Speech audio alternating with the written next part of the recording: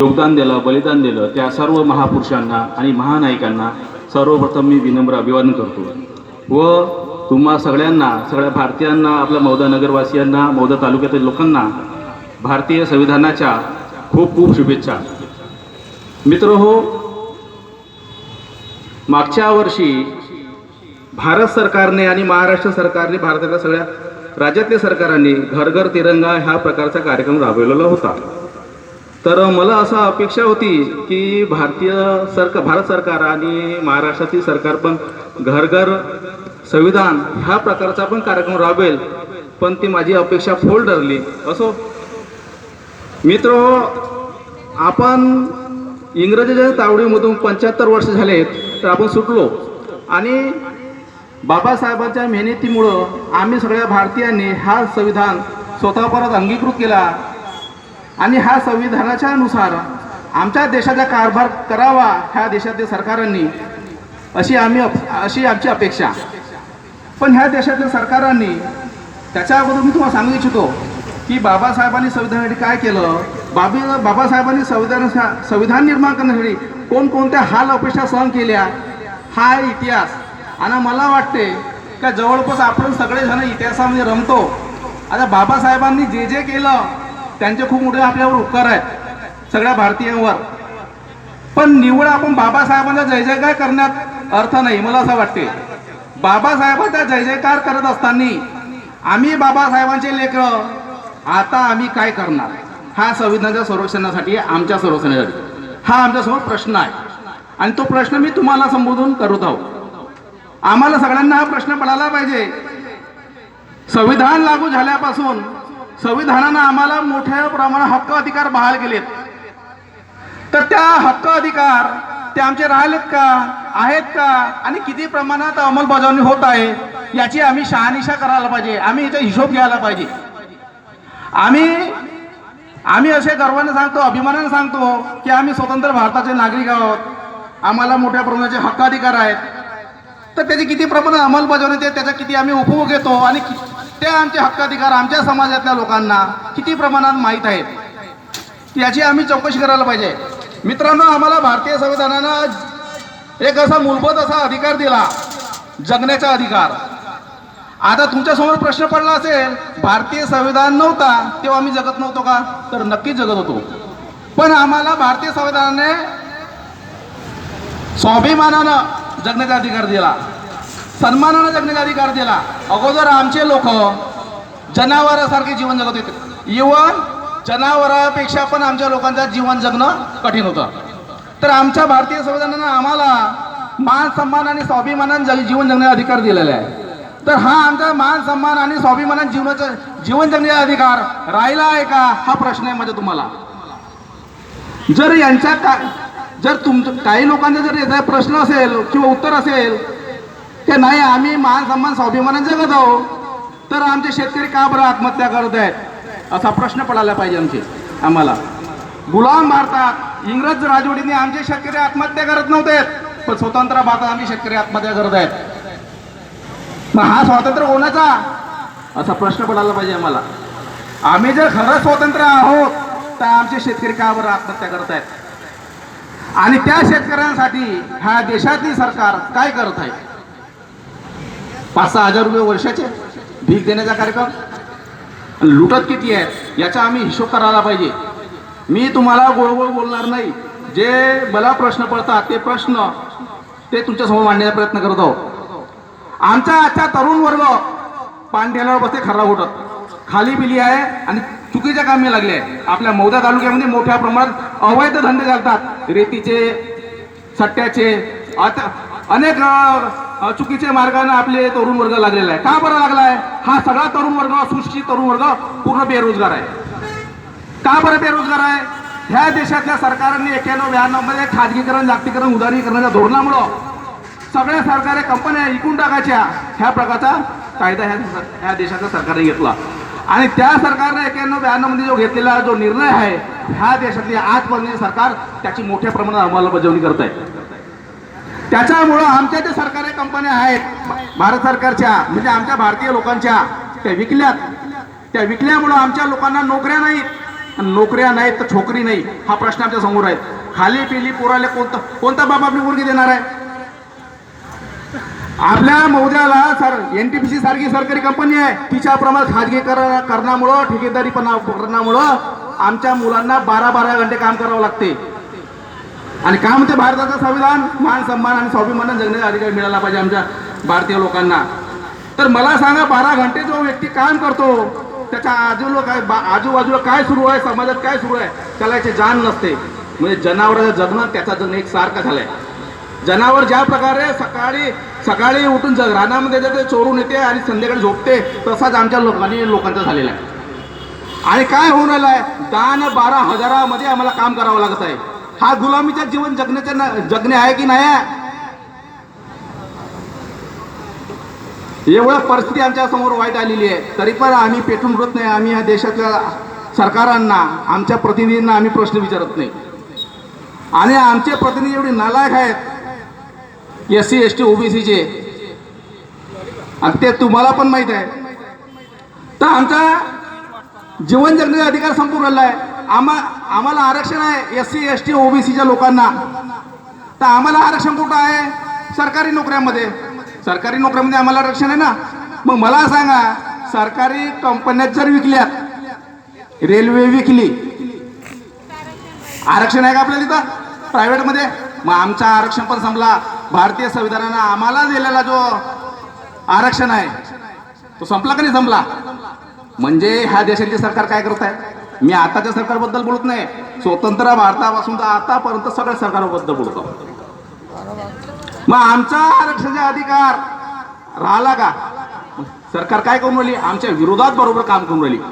SC ST OBCच्या आमचा जीवन जगण्याचा अधिकार संपला, मान सन्मान स्वाभिमानानं. आमचं आरक्षण पण संपलं मित्रांनो. आमच्या शिक्षणाचा पण अधिकार संपला. गुलाम भारतात महात्मा फुले आणि सावित्रीबाई फुले यांनी मोठे हाल अपेक्षा सहन करून ह्या बहुजन समाजासाठी, SC ST OBC आणि मायनॉरिटीच्या लोकांसाठी शिक्षणाचे दरवाजे उघडलेत, महिलांसाठी शिक्षणाचे दरवाजे उघडलेत. आणि तो धागा पकडून बाबासाहेबांनी शिक्षणाचा मूलभूत अधिकार आम्हाला संविधानामध्ये दिला. आणि काय म्हणते आहे देशातला संविधान? भारतातल्या प्रत्येक नागरिकाला, प्रत्येक विद्यार्थ्याला, प्रत्येक मुलाला शिक्षण सक्तीच्या आणि मोफत मिळायला पाहिजे, असं भारतीय संविधान म्हणते.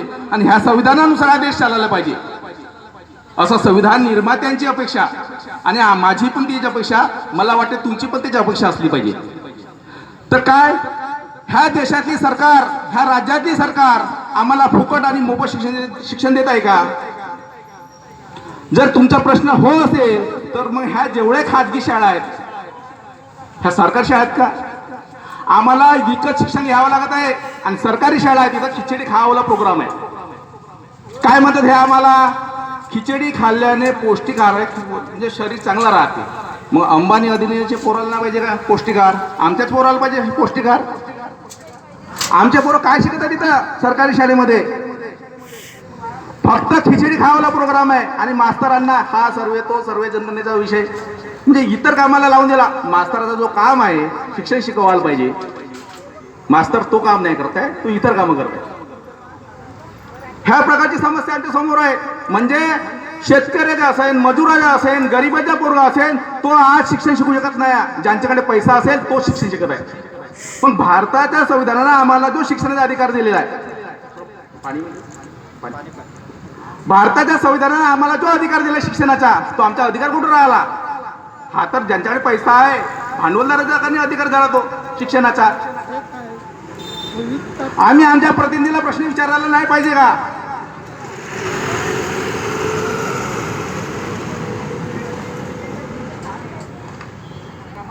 आम्ही आमच्या प्रतिनिधीला प्रश्न विचारायला नाही पाहिजे का आमच्या शिक्षण अधिकाराचा काय झाला?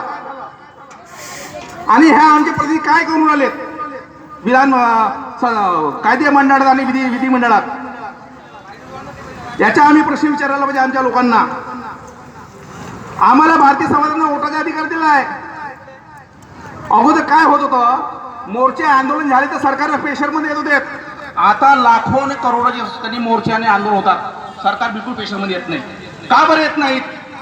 अगोदर त्यांना माहित होतं सरकारांना यांच्या आंदोलन मोर्चे आहेत तर हे आमच्या विरोधात जातील, आमच्या विरोधात गेले तर हे आमचे सरकार पाडतील, आम्हाला निवडून आम्हाला वोट देणार नाहीत. पण सरकारांना आता माहित आहे हे कितीही करोडो आणि पूर्ण भारतभर रस्ते बंद करू, पण यांनी आम्हाला वोट देवो अथवा न देवो पण आम्हाला यांचे वोट मिळेलच असं त्यांना माहित आहे. कशाच्या वर्षावर? ईव्हीएमच्या वर्षावर. आता काही लोक म्हणतात ईव्हीएम हे टेक्नॉलॉजी आहे, टेक्नॉलॉजी आम्ही ऍक्सेप्ट करायला पाहिजे. मग मला सांगा, अमेरिका, जपान, चायना यांच्यापेक्षा टेक्नॉलॉजीमध्ये आम्ही समोर आहोत का? खूप मागासलेलं. त्यांची टेक्नॉलॉजी आम्ही वापरली ईव्हीएम, पण ते स्वतः आपल्या देशाने ईव्हीएम वापरत नाहीत. त्यांना संशय आहे. आणि सुप्रीम कोर्टाने पण ह्या बाबतीत त्यांनी निर्णय दिलेला आहे की free, fair and transparent election होऊ शकत नाही ईव्हीएममुळं. त्याच्यामुळं त्यांनी ते चिठ्ठी दाखवण्याचा प्रोग्राम आणला होता. त्याची पण गिनती ते लोक करत नाहीत. म्हणजे तुमच्या वोटाचा अधिकार त्यांनी संपवला, तुमच्या शिक्षणाचा अधिकार संपवला, त्यांनी तुमच्या आरक्षणाचा अधिकार संपवला, त्यांनी तुमच्या जगण्याचा अधिकार संपवला. भारतीय संविधान कुठं लागू आहे? भारतीय संविधान त्यांनी खुंटीला टांगलेलं आहे. पूर्णपणे मनुस्मृती लागू आहे. शूद्रानं मान सन्मान जगायला पाहिजे, मनुस्मृती. शूद्रानं शिक्षण शिकायला पाहिजे, मनुस्मृती. हे मनुस्मृतीचे आहेत ना कायदे, पुरेपूर मनुस्मृती कायदा लागू आहे. तर मित्र हो, आमचा वोटाचा अधिकार संपला. तसेच 1931 मध्ये ओबीसीची जी जनगणना होती तेव्हा 52% ह्या देशामध्ये ओबीसी होता.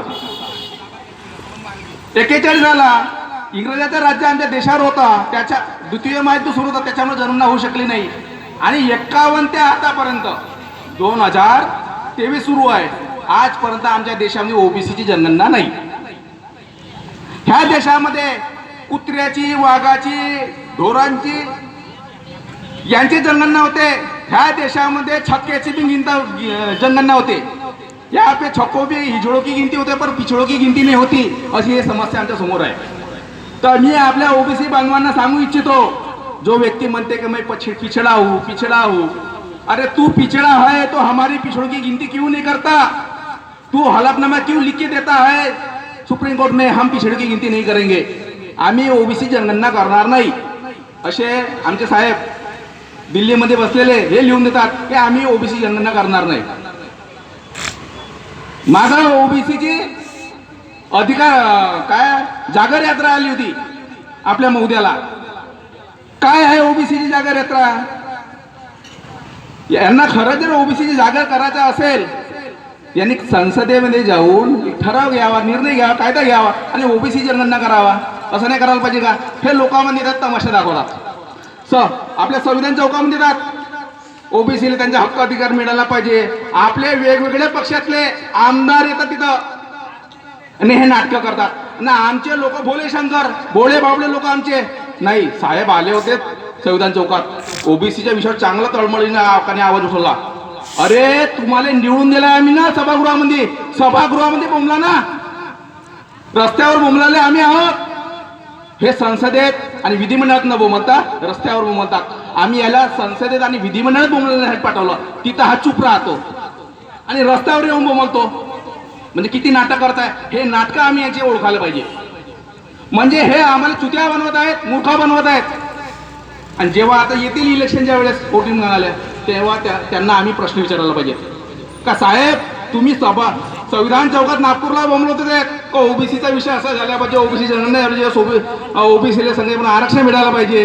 हे संसदेत विधिमंडळात का बरं बोंबलत नाही तुम्ही? रस्त्यावर का बोंबलतात? कायदे रस्त्यावर नाही होत, विधिमंडळात होतात, सभागृहामध्ये होतात. ते सभागृहात बोंबलत नाहीत. किती चुत्या बनवतात हे आपल्या लोकांना. तसेच भारतामध्ये आम्ही म्हणतो का आम्ही देशातली महासत्ता होणार आहोत, विश्वगुरु बनणार आहोत. पण आमच्या देशामध्ये आमच्या आदिवासी बांधव असो, आमच्या SC ST बांधव असो, आमच्या ओबीसी बांधव असो, आताही आमच्या समाजातल्या बहुजन समाजातल्या लोकांमध्ये मोठ्या प्रमाणात भूकमारी, गरिबीच्या समस्या निर्माण झालेल्या आहेत. स्वतंत्र भारतामध्ये ह्या समस्या आमच्या आताही टिकून आहेत. मग हा स्वातंत्र्य कोणाचा? आम्ही ह्या स्वातंत्र्याचा आम्ही हिशोब घ्यायला पाहिजे. ह्या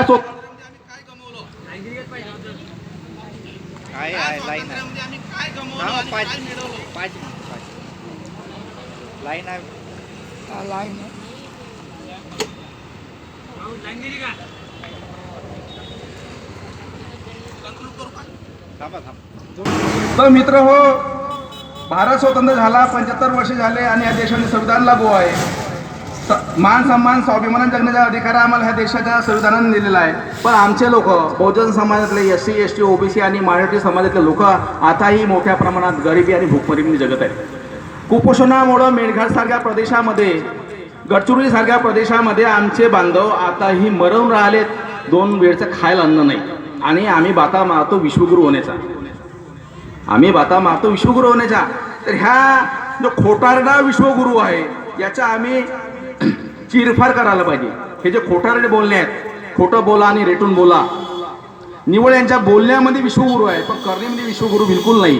कारण ह्या देशातली जनता आताही 2 टाईमचा जेवण त्यांना मिळत नाही. त्याच्यामुळे त्यांना कुपोषण, गरिबी, भूकमरी ह्यासारख्या समस्यांना त्यांना तोंड द्यावं लागतं. तसेच मित्र हो, मागच लोकसभेमध्ये 33% महिला आरक्षण बिल लागू झाला. काय आहे 33% महिला आरक्षण विधेयक? आणि जवळपास सगळ्याच पक्ष आणि विपक्षातल्या लोकांनी त्याला समर्थन दिलं. पण ज्यांनी समर्थन दिलं, ज्यांनी बिल आणलं त्यांनी पण, आणि विरोधातल्या बाकातल्या लोकांनी पण याच्यावर प्रश्न विचारला की आमच्या लोकांना, SC ST OBCच्या महिलांना देता रिझर्वेशन आहे का? आणि इथं ह्या 33% महिला रिझर्वेशनमुळं कोणाच्या बाया जातील तिथं संसदेमध्ये? शेठजी, भटजी आणि लाटजी यांच्याच बाया जातील. आमच्या तेली, माळी, कुणबी, धनगर, महार, मांग, चमार यांच्या बाया जाणार नाही संसदेमध्ये. आणि हे काय सांगतात, आम्ही महिलांना पण समानतेच्या आणि प्रतिनिधित्वाची संधी देत आहोत. पण आमच्या महिलांचं काय? हा आमचा प्रश्न आहे. नरेंद्र मोदीला माझा प्रश्न आहे, या भारत सरकारला महोदयामधून, की आमच्या महिलांचं काय? तू स्वतःला ओबीसी म्हणवतोस, पण ओबीसीच्या महिलांना लोकसभेमध्ये आरक्षण का नाही? ओबीसीच्या जनगणना का नाही? हा आमचा प्रश्न आहे. 62,000 शाळा ह्या देशातल्या, महाराष्ट्रातल्या बंद पाडवल्या ह्या देशातली राज्यातली सरकार. म्हणजे आम्हाला अनपढ ठेवायचं आहे का? खिचडीच खावायला लावायची आहे का? असा प्रश्न माझा तुम्हाला आणि सरकारला आहे. मित्र, मी जे काही मुद्दे मांडले, जे काही प्रश्न विचारले तुम्हाला, हा प्रश्न, हे समस्या, हा जो विषय आहे, आम्ही ना तळागाळातल्या लोकांना सांगायला पाहिजे. आमचे प्रतिनिधी कसे नाटकं करतात आमच्या समोर आणि तिकडे जाऊन चुपचाप बसतात, गपचूप बसतात ते लोक. तर यांचे जे नाटकं आहेत, हे यांचे नाटकं आम्ही उघडकीस आणायला पाहिजे. आणखीन बोलण्यासारखं खूप आहे मित्रांनो. मी आपलं इथून कन्क्लूड करतो आणि एवढा बोलून मी आपलं बोलणं थांबवतो. आणि आम्ही आमचं जे संविधान आहे, आम्ही त्याच्या इतिहासावर न जमता आम्ही वर्तमानात रमायला पाहिजे. कारण की वर्तमानात आमचं संविधान लागू नाही. संविधान म्हणायला आहे पण तो लागू नाही, त्याची अंमलबजावणी नाही. आम्ही ह्या देशाचे संविधान याची अंमलबजावणी झाली पाहिजे. आमच्याही लोकांना हक्क अधिकार बहाल झाले पाहिजे जे संविधानाने दिलेले आहेत ते. आमच्याही मुलांना शिक्षण मिळायला पाहिजे. आमच्याही लोक मान सन्मान स्वाभिमानाने जगायला पाहिजेत. आमच्याही लोकांना प्रतिनिधित्व मिळायला पाहिजे. तेव्हा कोटी आम्ही म्हणू की ह्या देशामध्ये संविधान लागू आहे. एवढं बोलून थांबतो. धन्यवाद. जय संविधान.